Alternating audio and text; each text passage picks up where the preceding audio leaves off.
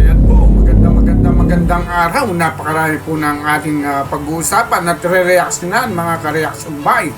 Ito po re-reaksyonan po natin. Ito pong 756 million pondo ng Manila Bay. Walang accomplishment. Ayan, wala daw accomplishment. Ito noong 2023. So ano po yan? Ano pong ibig sabihin yan? Ano po yan? Nakurakot na naman ba yan? O naging ghost? Hindi naman pwedeng maging ghost. Ano po yan? Siguro mga maintenance sa Manila Bay, no? Pero anong nangyari? Wala. Anyway, balikan po natin mamaya yan at re-reactionan. Punta po tayo dito sa kanino po ito? Yung kay Robin Hood Padilla. Punta tayo dun sa sinasabi. Ayan po, si Robin Hood Padilla. Ito po nung nakaraan pa nito, mga nakalipas na taon nito. Pero ayan, Trillanes, hinahamon ka ni Senador Robin Hood, labas muna ang tapa mo. Ayan, Trililing. Ayan, ako po, napakasakit naman yan. Anong ginagawa mo dyan, Trillanes? Kay Robin Hood Padilla, hindi ka pala uubra. Anyway, ito muna naman ulit tayo. Ito yung mga bago natin pag-uusapan. Yan, Anjo Iliana. Yan, si Anjo Iliana. Yan, at Tito Sena. Tito Senador. Tito Sen. Ang tawag kasi Tito Sen nag-ceasefire na huraw no? So panoorin po natin kung anong ceasefire na sinasabi. So anyway po, bago po lahat natin reaksyonan ng lahat ng ating preview, sana po yung hindi pa po naka-subscribe sa ating channel, pindutin nyo lang po, hit nyo po yung hit button dyan sa ibaba na subscribe button dyan po sa bandang kanan, no, sa ating video, para makapag-subscribe po kayo.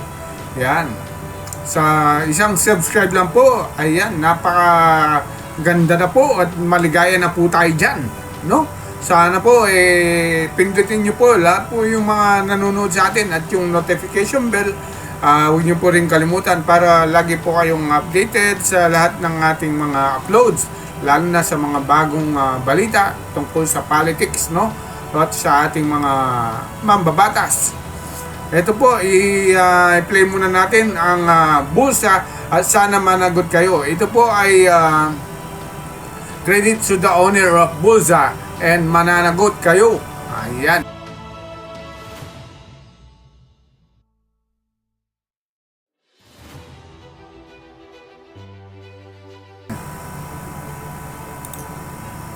Ahon tayo ba o sila? Mga ngiti nila habang nakalubog ka pa sa napuntang bulsa. Pinaghirapan kong mga barya, minumulto na ng mga pangako nyo. Makinig kayo. Ulitin natin. Napakagandang pakinggan Ahon tayo ba o sila? Mga ngiti nila habang nakalubog ka pa sa napuntang bulsa. Pinaghirapan ko mga barya, minumulto na ng mga pangako nyo. Makinig kayo. Nang dahil sa hangarin nyo na makuha ang gusto nyo, kulang pa ba ang sahod nyo? Kaya kayo nagnanakaw, di ba kayo nahiyan? Lalo na sa ibang bansa, tayo ay nagkagulo dahil sa gawain nyo. Sana ay managot kayo.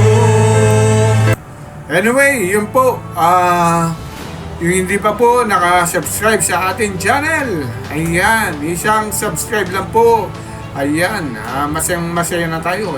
Pindutin nyo lang po sa ilalim po ng ating bunting video. No? So, anyway, eto, rekta na po tayo doon sa ating mga preview kanina. Saan tayo mauna? Kay, saan po yung gusto? Kay Anjo Iliana muna, no? Bago yung kay sa Dolomite Beach. Tapos sino ba? Si Robin Hood Padilla, no? Ito ay napag-uusap na kami. Ni Tito Sen. Lahat sila magkakapatid. Bago lang. Ito ay napag-uusap na kami. Ni Tito Sen. Lahat sila magkakapatid. Bago lang. Pero si Bal. Nag-reach out ka? Hindi, siyempre magagalit sila, di ba? Sinabi ko. Eh di sabi ko, nagagalit din ako sa ginawa niya. Hanggang sa nagkaroon ng latagan, anyway, hindi ko na iyaano yung latagan namin. Bottom line, there was a misunderstanding. But the most important thing is, nagkausap kami at ang ano namin ay, sige, ano na lang, pass na natin to. So, in other words, bati-bati muna kami. Pero napatunayan mo, Kuya Anjo, na mga troll talaga ni Tito Sen. Oo. Anong resibo mo na troll? Sabi kasi nila, hindi. Wala daw silang troll. Oo. Eh yung sources ko naman, sinabi, hindi, may troll sila, marami. Okay. Eh wala na akong pakialam doon. Basta tayo importante kasi sa akin. Nagkausap na kami, tapusin na natin to. Ceasefire na. Nag-apologize din naman ako na sabi ko, pasensya ka na rin doon sa yung mga binitawang. Sinabi lang, hindi daw nila troll yun. So, ang bottom line, nagkabati kami. At least good news yun, no? It could have been worse. Pwedeng araw-araw kami magbanatan. It was a big misunderstanding. Mabuti na lang nag-reach out sila sa akin. Didemanda ako cyber. Libel. Didemanda. Sino magdidemanda Sila. The TVJ o? Sila. Ewan ko, siguro si Tito. Ako naman, sige, demanda niyo ako. Sige, yun lang, ganun ko. Pero, nung bandang ulit, lumamig na. Kasi, sinabi ko, ano bang gusto niyo? Sabi ko. Para baka pa yung tanong na yun, Hindi, kasi, siyempre, didemanda ako, di ba? Cyber libel. Ako nang Kahit kailan, no? Si Anjo, ang gulo. Hindi mo alam kung ano talagang no? Komedyante talaga no? Komedyante hindi mo alam sabihin pilyo kasi. Aray, naku po. sagot sa tanong ko Sabi ko, ano bang gusto nyo? Gusto nyo, tahimik na lang tayo, peace na lang tayo. Total, nagka-explanation na hindi daw sila yung troll at ako naman, nagbablock lang. Parang matras sila. Parang nila akong bullshit. Diba? So, nagkaintindihan kami doon. Natuwa naman ako. Papasalamat ako sa magkakapatid dahil sabi nila, sige, sabi nila, ganun lang naman kami mag-usap ng mga Soto Brothers. Sige, magandang balita Ni Tito Sen. So yan po, napanood po natin, no? Ang sabi nila na may trolls daw si Tito Sen, no? Tito Soto, no? Ang senador, may trolls daw.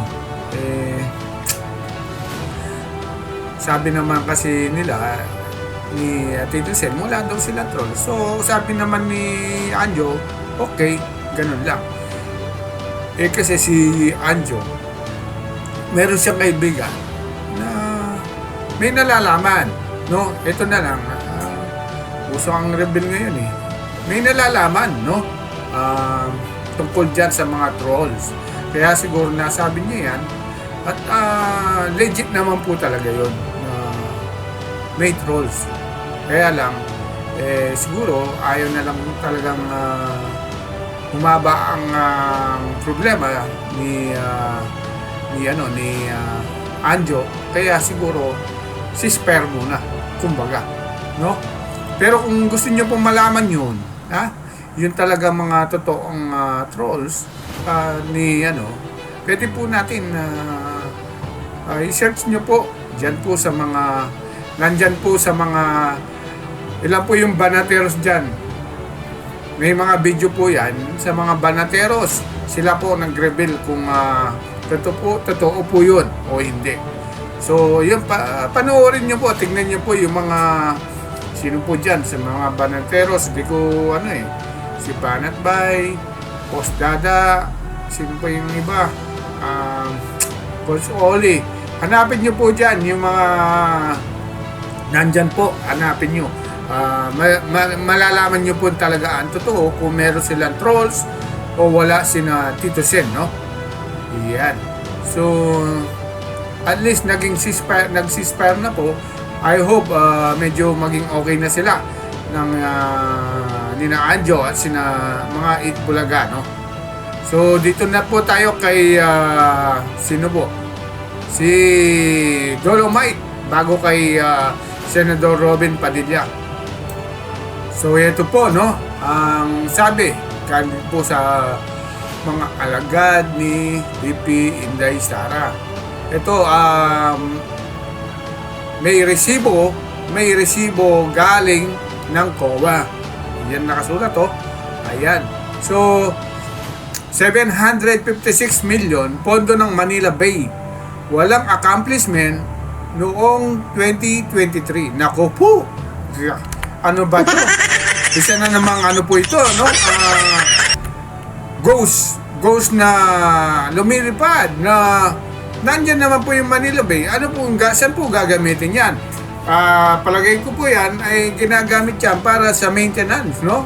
Yung 756 million na ang sabi ng COA na walang accomplishment noong 2023. Ako, paano kaya yung 2024, 2025? Meron ba pondo yan o wala? Ayan. So, nasan si Redon? Kailangan ka namin dito. Diba? Dito ang pinakamatindi. Kailangan maimbestiga ito. Kailangan natin. Redon. Ayan. Palakpakan naman, Redon. Yan ang gusto namin sa iyo eh. Kailangan nitong imbestigahan. Sa lalong madaling panahon. Kung saan napunta yung 756 million na pondo ng Manila Bay na sabi ng COA na walang accomplishment noong 2023. Ayan. Sa bagay, hihintayin po natin yan, yung mga investigasyon na yan, sinasabi ni Redon. Sana po, magkatotoo, matuloy na yan, kailangan natin yan. Naku, pag nanakaw na naman yan, pag nawala yan, walang ipakita sa COA. COA nagsabi ang nagsabi dyan, ang COA na mismo. So, ibig sabihin, walang accomplishment, tinignan yung tawag dyan, yung Dolomite Beach, Manila Bay, kung merong mga ginawa dyan na mga paglilinis siguro o ano man, no, kailangan na gawin na siguro nandyan naman kung anong dapat gawin, hinahanap siguro ng COA yan, ngunit walang ipakita. Sino kayang umawak niyan? Naku po, na isa na naman bagong problema pinapasok. Dolomite Beach na yan tapos yung flood control, naku, matindi-tindi to. Yan, ay naku, Congressman Redon, ito na yung hinihintay natin. Kailangan tong may-imbestiga. Ikaw ang taga-imbestiga dyan, sana malatas natin to sa lahat. Sino namang humawak kaya dito? Napakasakit. Grabe po ang korupsyon sa administrasyon na to. Wala nang ginawa. Sumasakit na ang ulo natin sa puro korupsyon. Kaliwat kanan. Pati paa hanggang talampakan may korupsyon. Naku po. Saan pa tayo? Sa Pilipinas. Lahat may korupsyon. Mula ulo hanggang paa. Di ba? So wag na po natin basahin yung mga comments. Kung gusto niyo pong makita yung mga comments dyan, punta kayo doon sa mga alagad ni VP Inday Sara. Makikita niyo po yan, i-search niyo lang po. Yan. So, ang nagpadala si Shelo Gloria. Yan. So, anyway, dito na tayo kay Boss Robin Hood Padilla na hinahamon si Trililing daw, Trililing, ning, no? Andali check natin. Eto na po. Punta tayo doon. Punta tayo doon sa Saan pupunta? Punta tayo doon sa sinasabi ni Mayor. Ngayon tayo kapit kamay tayo. Pakita natin matapang ang Pilipino. Magtayo-tayo. Pati yung isang magdalo. Tara! Tara! Ito na yung panahon. Ano ito? Joke lang o ano? Robin Hood, Senador Robin Hood. Ano yan? Joke o totoo? Naku po, Trillanes. Trillanes naduwag sa hamon ni Robin. Yan ang nakasulat, oh. O Trillanes, hinahamon ka ni Senador Robin. Labas mo na ang tapang mo. Trillanes, naku po. Yan. Ganyan po yung mga taong medyo may binabat pagdating sa mga labanan. Ayan, inahamon niya, ha? Mga magdalo yan, ha? Isa pa daw magdalo. Sino kaya naman yung isang magdalo dyan? Una, si Trillanes. Tapos sino kaya dyan? Dalawang hinahamon niya na sabay-sabay sila, ha? Naku, eto na, napakasakit niyan. Kaya pala si Trillanes bitter sa mga Duterte dahil talagang binugbog siya ng mga Duterte. Kay Duterte Tatay Digong pa lang wala na, hindi umobra. Umahabol, gustong makikunay bilang Vice President daw. Vice President ngayon. Kung mautak ka, Trillanes, mas mautak ka si Tatay Digong. Bago ka pa lang, nasa ano ka pa lang, hindi ka pa kalingkingan pala, Malayo pa lang, alam na ang binabalak. Ay, naku. Anyway, kung nakita niyo po yung video niyan kay Tatay Digong, anyway, kung gusto niyo, tingnan natin ulit yung kay Tatay Digong, no? Para may prueba naman tayo, no? Ipasok natin ulit, no? Para makita nyo. So, ito na. Anyway, bago po ang lahat, yung hindi pa po naka-subscribe sa ating channel, huwag nyo pong kalimutang mag-subscribe, no? At salamat po sa lahat nating mga subscriber. At meron po tayong bagong subscriber na si Edita Hagimoto from Japan. Palakpakan naman dyan. Yan. Si Ma'am Edita Hagimoto from Japan. Maraming salamat po sa inyong pag-subscribe, no?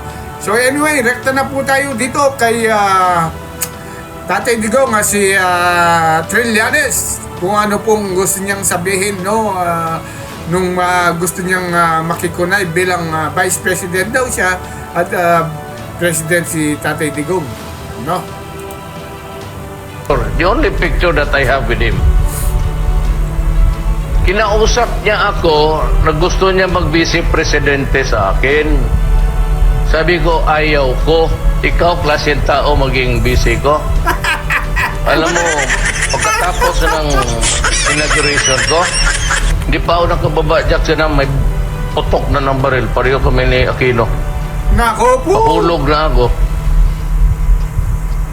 It's very dangerous, ambitious kasi. Alam niyo po ang ibig sabihin nun, ang sinasabi ni Tatay Diggs na pagka-presidente, paglabas pa lang niya, siyempre, kung tinira siya, sino magiging presidente? Si Trillanes daw. Ganun ang sabi niya. Diba? So, ganyan po ka-advance mag-isip si Tatay Diggs. Bago po ang lahat niyan, alam na niya anong mangyayari. Kaya hindi siya pumayag na maging vice president niya si Trillanes. Ang ginawa niyang vice president ay si Senador APC, no? Si Alan Peter Cayetano. Ayan lang ang nangyari. Ang problema naman, hindi naman po siya nanalo. Sana po kung nanalo si Senador Alan Peter Cayetano, siguro napakaganda na ng ating bansa ngayon, no? Wala masyadong mga problema, no? Medyo okay po tayo, no?